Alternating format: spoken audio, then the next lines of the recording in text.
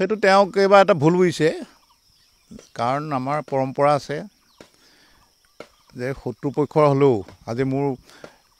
শত্ৰু ছোৱালী এজনী ভালকৈ পাছ কৰিছে আমিতো হেৰি কৰিবলৈ যাওঁ এটা কংগ্ৰেচুলেশ্যন দিওঁ আৰু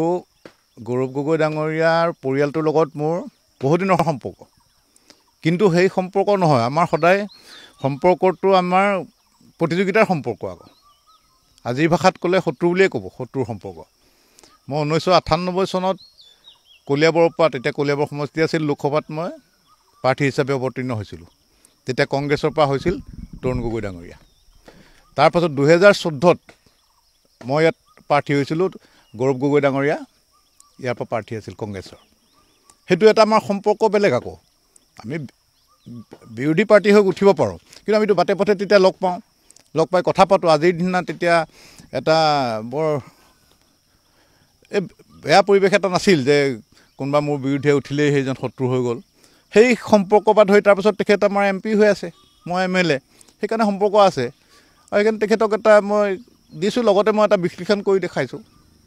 কাৰণ তাততো আমি জিকিব বুলি আহিছিলোঁ ময়ো আশা ৰাখিছিলোঁ তাত জিকিব মই যাক যিমান চিনাকি মানুহক কৈছোঁ যে আমাৰ পাৰ্টিত জিকাব লাগে কিন্তু হাৰিলে বুলি আৰু তেখেতক আৰু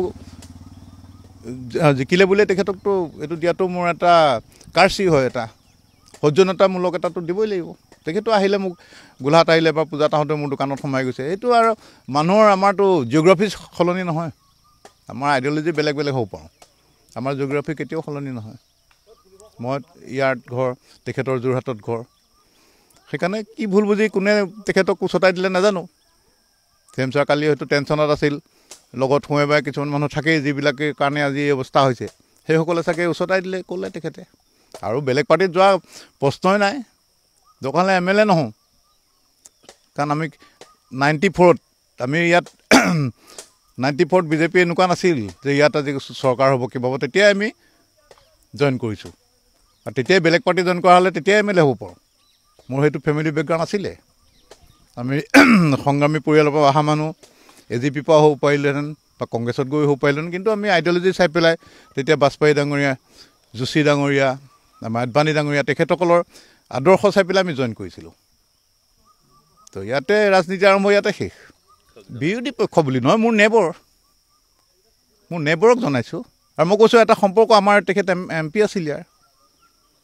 আৰু মোৰ ফেচবুক পোষ্টত গোটেই সকলোকে জনোৱা আছে অসমৰ টুইটাৰত বেছি লিখিব নোৱাৰি কাৰণে কমকৈ লিখা আছে এইটো এটা অতি নগণ্য কথা যে কাৰোবাক হেৰি জনোৱা আৰু ইন্দিৰা গান্ধীৰ দিনত যেতিয়া প্ৰধানমন্ত্ৰী আছিল বাজপেয়ী ডাঙৰীয়াক পাকিস্তানলৈ পঠাইছিল যে তেখেতে এজন ফিট মানুহ তেখেতে ভাৰতক প্ৰতিনিধিত্ব কৰক তেতিয়াৰ যিটো গণতান্ত্ৰিক যিটো বাতাবৰণ আছিল তেনেকুৱা আছিল আজি সেই বাতাবৰণটো সলনি হৈছে